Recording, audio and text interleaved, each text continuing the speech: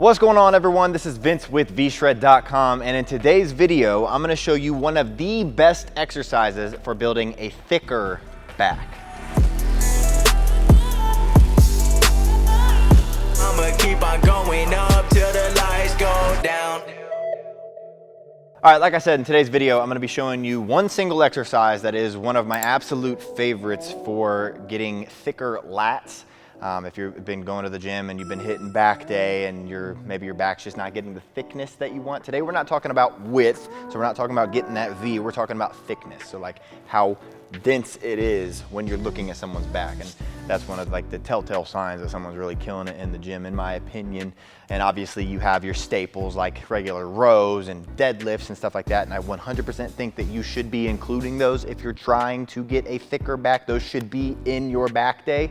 But throwing in this exercise, I think is going to help a lot of people out there who are trying to get a thicker back, because this is probably not in most people's routines, and it is a phenomenal exercise for a couple of reasons, which I'll get into in a second. But before I get into it, I do want to say, if you want help with getting in shape, the number one question I get is how do I cut down on body fat and how do I put on more muscle? And both of those questions are answered the same way. You hit your macros. And so if you want to know what your macros are, we do have a free macro calculator. It's our body type quiz. It's down in the link below. There's a link in the description. It not only tells you what your macros are based on what your goal, but it also tells you the 3 most important things to do to get in shape at the end of the quiz. And so if you want to take that, click the link down below. But let's get into this exercise. So this exercise that we're gonna be doing is a variation of a T-bar row. It's gonna be a single arm T-bar row where we're actually rowing out and away from our body. And so it's a great exercise, one of my favorites for a couple of reasons, which I'll get into right now. So basically what you're doing is you're getting like this landmine where you're getting this bar up into this corner, and then you're throwing some weight on it. And rather than getting behind this and doing this like a regular landmine row right there, we're gonna be doing this single arm. And so what that means is getting your feet a little separated, and then really taking your arm here and trying to drive your elbow out and then drop it back down, feel that stretch, and then drive it back up again. Really trying to focus on that row so that you can build that density, that thickness in your back. And so I'm gonna walk you through the form right now. But well, first off, as you're setting this weight up, I think one of the biggest mistakes that people make when they're doing a landmine row or something like this is they throw 45s on.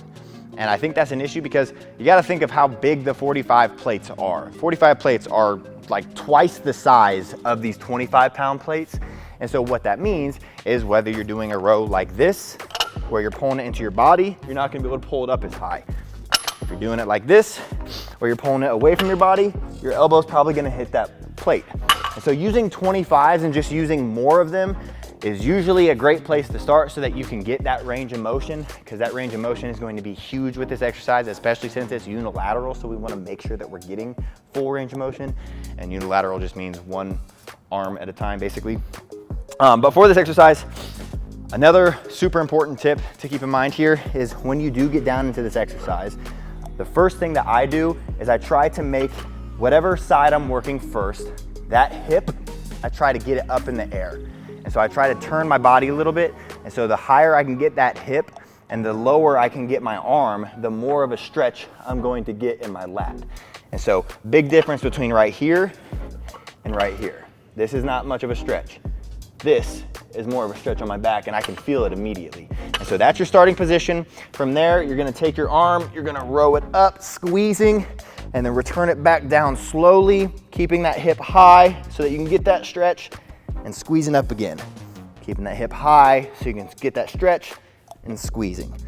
And so another thing that's really nice about this row variation versus just like a regular bent over row is when you are going a regular bent over row, in order to get like that progressive overload, get all that, when you have all that weight on the bar and you're trying to overload your muscle, what happens is it's pretty heavy because you're going both arms. And so what that means is you're rowing this weight up, and then a lot of times what you see is people just dropping this weight back down. They row up and drop it back down, row up and drop it back down.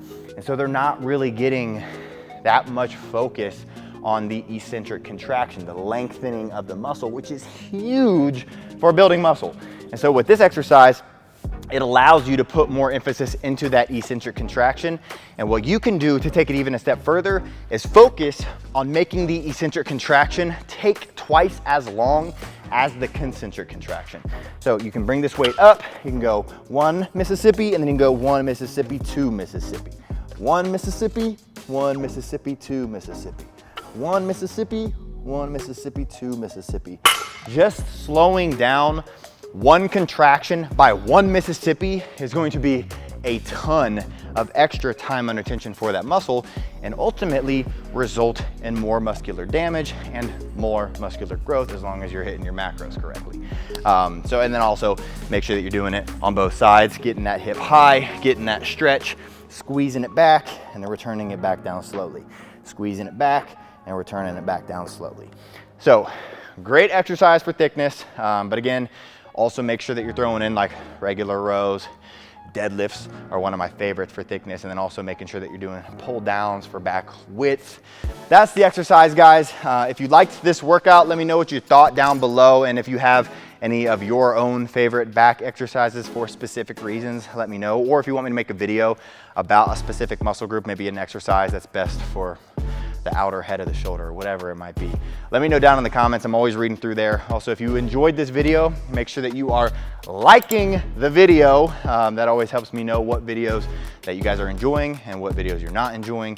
And if you're not yet part of the VShred fam here on YouTube, make sure that you're smashing that subscribe button. We got a big old movement, getting tons of people in shape, and it's a great time. So subscribe to the channel, but that's all for today, guys. I hope you enjoyed it, and I'll see you in the next one.